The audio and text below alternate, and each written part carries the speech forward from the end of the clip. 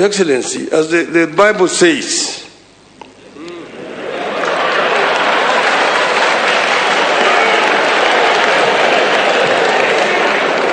Isaiah 1, chapter 18.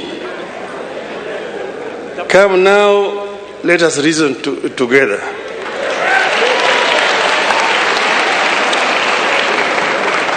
Then the Koran says in Surah 39, Ayah 18, those who listen to all statements and then follow the best of it, these are the ones whom Allah has guided, and these are the ones possessed of minds. So we are saying, come and let us reason together as a people of Kenya. Let us talk together, and let us not talk at each other, but let us talk to each other. Because Kenya is bigger than all of us.